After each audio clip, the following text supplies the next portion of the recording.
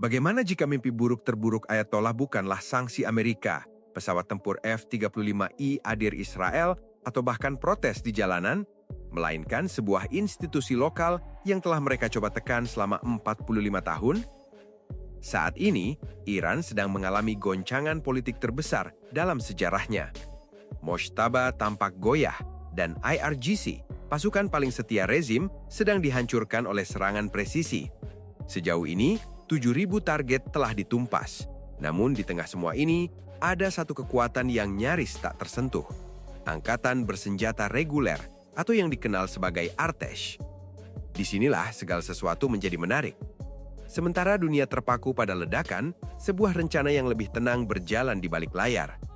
Amerika Serikat dan Israel tidak hanya menghancurkan rezim, mereka melakukannya sambil melestarikan satu institusi yang berpotensi menggantikannya. Celah yang ditakuti Ayatollah sejak tahun 1979. Kini celah itu semakin melebar setiap hari. Di sanalah rencana utama Trump mulai terwujud. Tetaplah di sini, karena ini adalah kisah yang tak ingin didengar para Ayatollah. Kisah tentang bagaimana Iran mungkin sedang runtuh dari dalam. Semua bermula dari kesalahan rezim beberapa dekade lalu. Setelah revolusi tahun 1979, kaum Ayatollah mengambil langkah tegas dan terencana. Untuk mempertahankan kekuasaan dan keamanan mereka menilai bahwa tentara nasional Iran tidak lagi memadai. Maka mereka menciptakan kekuatan militer pesaing, IRGC, atau Korps Garda Revolusi Islam. Itulah pasukan yang selalu disebut setiap kali nama Iran muncul. Terdiri dari sekitar 150.000 pejuang elit, pasukan ini bertanggung jawab langsung kepada pemimpin tertinggi. Mereka mengendalikan militer dan armada drone Iran, mengarahkan perang proksi di seluruh Timur Tengah, serta mendominasi sebagian besar perekonomian, dari penyelundupan minyak hingga kerajaan konstruksi. Segala sesuatu yang membuat para ulama terkemuka kaya dan berkuasa berada di tangan mereka. Mereka mendapat gaji terbaik, perlengkapan paling mutakhir, dan seluruh kemuliaan, bak anjing peliharaan pribadi rezim. Sementara itu, Artesh, tentara nasional Iran yang lebih tua, menanti dalam bayang-bayang. Pasukan ini sudah ada jauh sebelum revolusi, didirikan untuk melayani rakyat bukan kepentingan pribadi. Mereka beranggotakan sekitar 350.000 orang, banyak di antaranya wajib militer yang bertugas menjaga perbatasan dan berperang dalam peperangan konvensional, hal-hal yang tidak memberi mereka panggung atau pengaruh. Rezim sengaja melemahkan Artesh, selalu menempatkannya dalam persaingan dengan IRGC. Ketika IRGC menikmati uang, pengaruh politik, dan prestis, Artesh hanya menerima sisa-sisa dan kecurigaan yang terus-menerus. Sejak awal, Ayatollah hidup dalam ketakutan bahwa Artesh yang mengikuti tradisi prajurit profesional daripada ideologi revolusioner bisa berbalik melawan mereka. Singkatnya, rezim tidak dapat mencuci otak mereka. Perpecahan itu telah menganga selama beberapa dekade, dan kini celah tersebut diam-diam menjadi titik lemah rezim. Saat ini, Trump, Israel, dan Amerika Serikat mengeksploitasi keretakan itu dengan ketepatan luar biasa. Contoh jelas dapat dilihat dalam operasi Epic Fury. Sejak serangan dimulai, sasaran sangat tegas. Markas-markas IRGC di Teheran, pusat kendali semua operasi proksi Iran, menjadi target utama. Fasilitas produksi rudal hancur, persediaan IRGC berkurang setengahnya. Bahkan Angkatan Laut IRGC di Teluk menderita kerugian besar, sehingga tidak lagi mampu mengancam jalur pelayaran. Dengan runtuhnya pertahanan udara mereka dan tersingkirnya sejumlah komandan senior, terlihat jelas bahwa IRGC kini berada dalam kondisi sangat buruk. Namun di tengah reruntuhan itu, Artesh tetap nyaris tak tersentuh. Barak-barak, pangkalan darat, dan pusat-pusat latihannya sebagian besar tak terganggu. Ini bukan kebetulan. Idenya adalah menghancurkan inti ideologis yang menyatukan rezim sambil menjaga tentara profesional tetap utuh. Amerika Serikat dan Israel menciptakan kondisi yang memungkinkan perubahan rezim dari dalam, dan Artesh berada di pusat strategi itu. Mereka bahkan tidak menahan diri. Intelijen Israel dilaporkan menghubungi unit-unit di wilayah barat, di mana tingkat pembelotan sudah tinggi, dan meminta mereka tetap di tempat.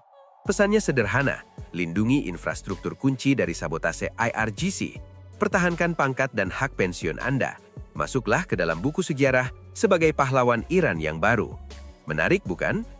Sementara IRGC dihancurkan, Artesh dipertahankan. Kini upaya yang diperhitungkan untuk memisahkan IRGC dan Artesh selamanya untuk mengantarkan fajar baru.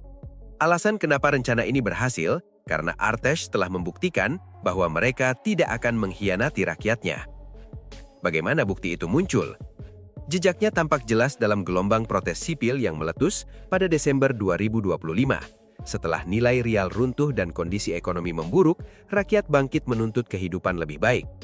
Alih-alih menanggapi tuntutan itu, mantan pemimpin tertinggi Ali Khamenei menilai mempertahankan kekuasaan lebih penting. Apa yang dilakukannya? Ia memerintahkan IRGC dan milisi pelindungnya untuk membungkam para protestan dengan kekerasan.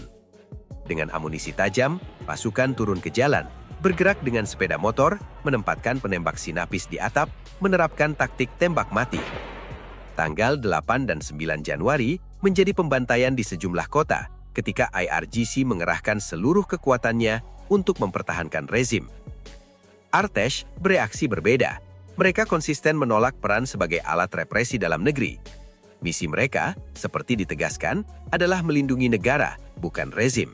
Ketika perintah tiba, respons mereka melambat. Tank-tank tetap di garasi, senjata berat tidak dikerahkan ke jalan. Sebagian unit bergerak dengan hati-hati, cukup mengeluarkan pernyataan samar tentang menjaga infrastruktur. Kontras antara kedua sikap itu sangat mencolok. Alasannya sesederhana itu. Pejuang IRGC fanatik, setia poni kepada pemimpin tertinggi yang hidup dalam kemewahan. Sementara para wajib militer Artesh adalah orang-orang biasa dari lingkungan yang sama dengan para pendemonstran, kurang ideologis dan lebih terkoneksi dengan jalan. Bagi rezim Iran, inilah alasan kenapa mereka tak pernah mempercayai Artesh untuk pekerjaan kotor. Para prajurit itu menganggap diri mereka Iran pertama, rezim kedua. Perpecahan itu telah menyelamatkan nyawa pada Januari, dan kini berpotensi menghentikan rezim sepenuhnya. Kelompok garis keras berebut pengaruh, dan Artesh tiba-tiba menjadi institusi paling kuat yang tersisa. Lalu bagaimana Artesh terubah dari tentara nasional yang terpinggirkan menjadi kekuatan yang menggulingkan IRGC dan mewujudkan perubahan rezim yang nyata? Semua bermula dari pembelotan. Pesan-pesan menyebar melalui saluran satelit dan media sosial, menjanjikan jalan aman dan jaminan keuangan bagi perwira IRGC yang siap membelot. Tawarannya sederhana, lindungi keluarga Anda, pertahankan hak pensiun, dan jangan ikut tenggelam dengan kapal yang karam. Setiap perwira yang membelot, melemahkan IRGC dari dalam. Artesh menjadi tempat mendarat yang tepat bagi mereka.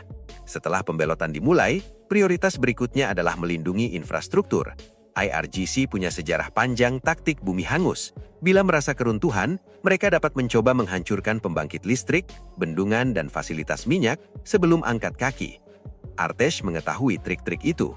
Latihannya berfokus pada pertahanan konvensional, bukan perang proksi, sehingga mereka mampu mengamankan jalur pipa, menjaga jembatan, dan memastikan sistem penting tetap berjalan. Dengan langkah-langkah ini, mereka mencegah IRGC menceret negara ke dalam kekacauan saat menundur.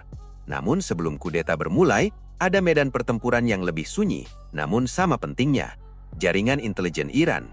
Inilah mata dan telinga rezim yang melacak perwira, memantau komunikasi, dan meredam ancaman sebelum ancaman itu lahir. Sayap intelijen IRGC dan sistem keamanan negara telah menghabiskan dekade membangun sistem yang dirancang untuk satu tujuan, menghentikan pemberontakan internal semacam ini. Jadi setiap langkah Artesh bukan hanya masalah tank dan basis, semuanya tentang waktu, kerahasiaan, dan kecepatan. Jika jaringan itu tetap utuh, perwira kunci bisa ditangkap dalam semalam, rencana runtuh sebelum fajar, dan seluruh usaha buyar sebelum benar-benar dimulai. Jadi pertanyaan sejatinya bukanlah apakah Artesh bersedia bertindak, melainkan apakah mereka dapat bergerak lebih cepat dari mesin yang dibangun untuk menangkap mereka. Langkah ketiga, kudeta itu sendiri menuntut wajah yang berbeda. Para komandan tertinggi Artesh bukanlah fanatik seperti para pemimpin IRGC. Mereka adalah prajurit profesional yang memahami batasan, tanggung jawab, dan konsekuensi tindakan, bukan dekret pemimpin tertinggi. Pembicaraan rahasia telah berlangsung melalui saluran terpercaya.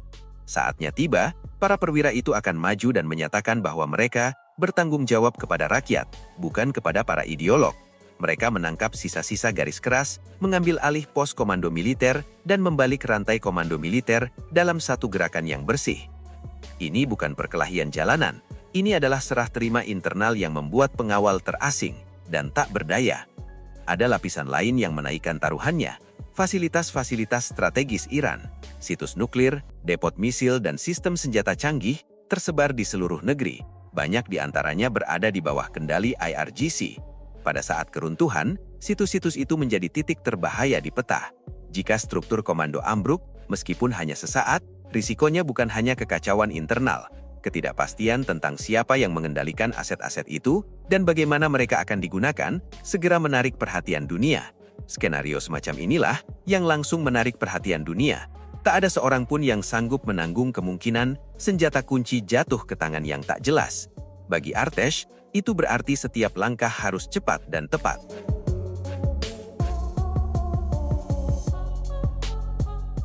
Mengamankan lokasi-lokasi tersebut bukan pilihan, melainkan prioritas utama ketika keseimbangan mulai bergeser. Setelah itu, Artesh menjadi satu-satunya institusi yang berdiri antara ketertiban dan kekacauan, menjaga ketenangan jalanan, mengamankan perbatasan, dan memastikan pasokan makanan serta obat-obatan mengalir kembali. Kemudian mereka memberi ruang bagi pemerintahan transisi sipil, tersusun dari suara-suara oposisi, para ahli yang diasingkan, dan kaum reformis dari dalam untuk memimpin masa depan negara. Tidak ada kekosongan kekuasaan, tidak ada perebutan kursi antar panglima perang. Serangan-serangan selektif telah melumpuhkan IRGC, sementara tentara nasional sebagian besar tetap utuh. Dengan demikian, perang saudara tak pernah menjadi kemungkinan yang nyata. Lalu tibalah saat yang ditunggu-tunggu. Pada fajar, Artesh mengerahkan tank ke Tehran. Mereka mengepung markas IRGC. Para komandan digiring keluar dengan borgol. Kerumunan di trotoar bersorak. Tentara melambaikan tangan kepada warga sipil, bukan menembaki mereka. Inilah skenario yang diincar para perencana Amerika Serikat dan Israel. Bukan fantasi, melainkan satu-satunya jalan menuju perubahan rezim yang menghindarkan negara dari penjajahan asing atau kebakaran jalanan berdarah. Jika Anda terpaku pada momen ini, melihat cengkraman besi Ayatollah perlahan terkelupas seperti ban yang pecah di Tehran, tekanlah tombol suka. Bersoraklah agar retakan itu melebar. Berlanggananlah dengan lonceng aktif agar Anda tak ketinggalan ketika Artesh akhirnya berhenti mengasuh para pembela rezim. Kami akan segera menghadirkan pembaharuan yang layak disimak. Kembali ke pokok bahasan, apa resiko sebenarnya dan bagaimana semuanya bisa berubah menjadi bencana? Bahaya pertama datang dari komandan IRGC yang memberontak. Jika para penjaga merasakan rezim goyah, beberapa dari mereka bisa berpisah sepenuhnya dan membentuk milisi sendiri. Skenario itu mengerikan.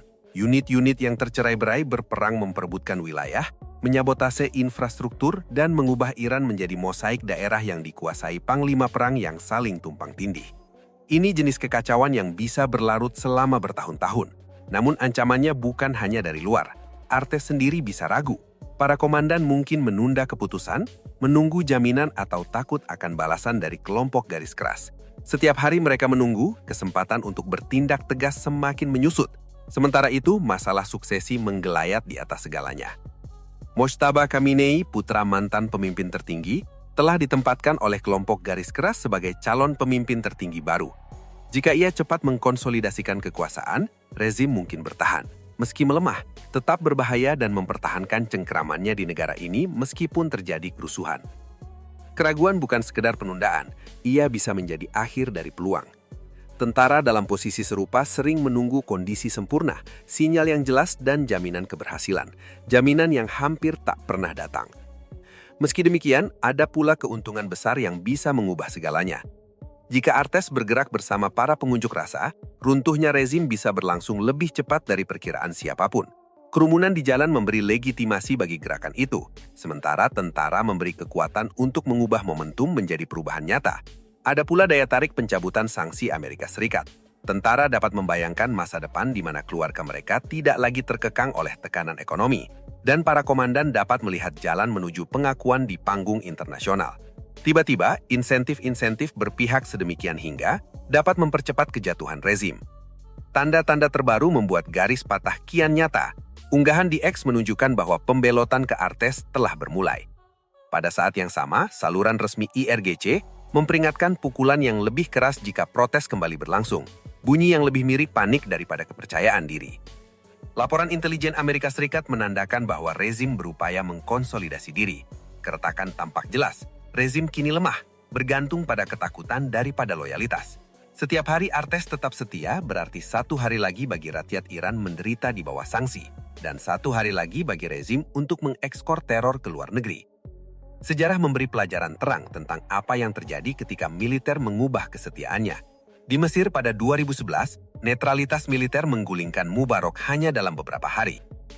Uni Soviet runtuh lebih cepat lagi setelah keretakan internal di tubuh militernya mempercepat ambruknya negara.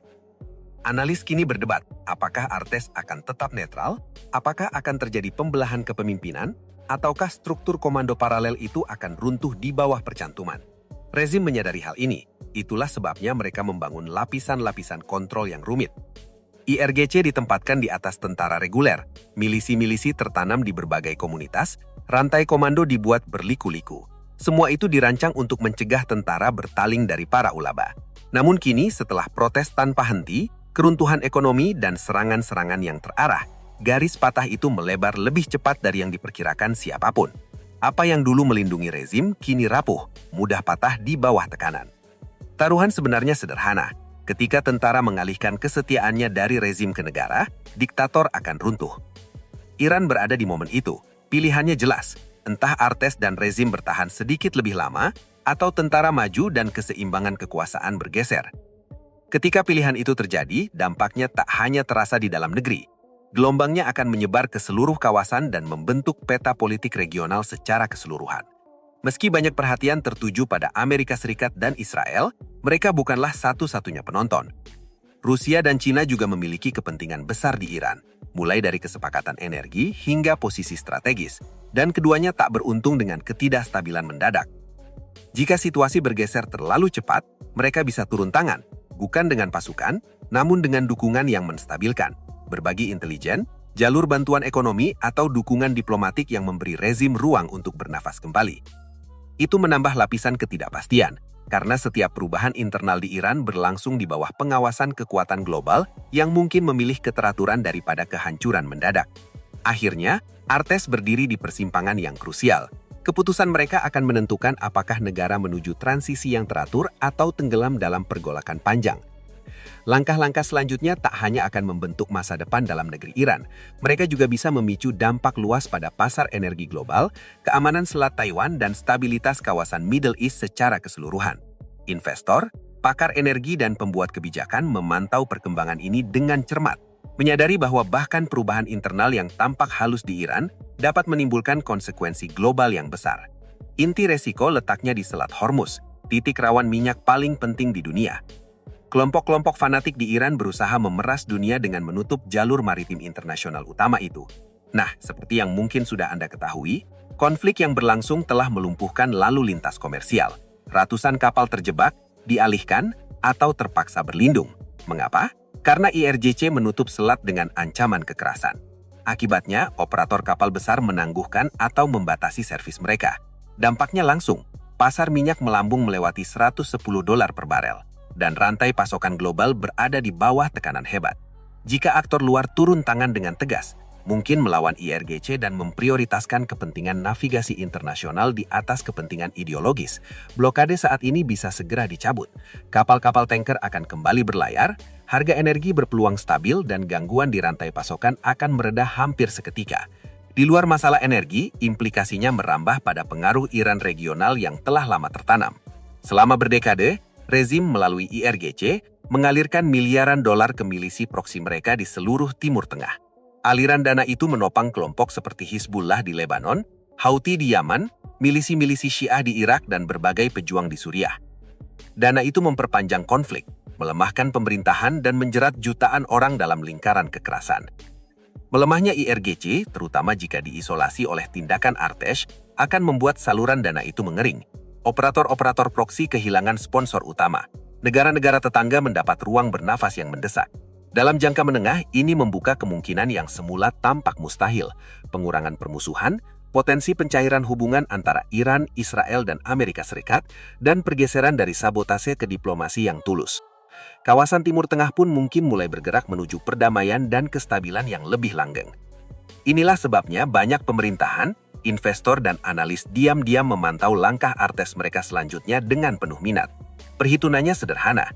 Jika tentara reguler berpihak pada rakyat Iran dan menempatkan kepentingan nasional di atas kekuasaan teokratis, IRGC bisa goyah.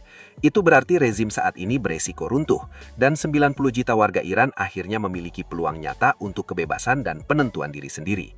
Apa yang pada pandangan pertama tampak sebagai perebutan kekuasaan domestik, sebenarnya adalah titik balik global, momen yang berpotensi membentuk perekonomian, arsitektur keamanan, dan keseimbangan kekuatan regional selama berdekade mendatang. Artes bukanlah sekedar militer konvensional Iran.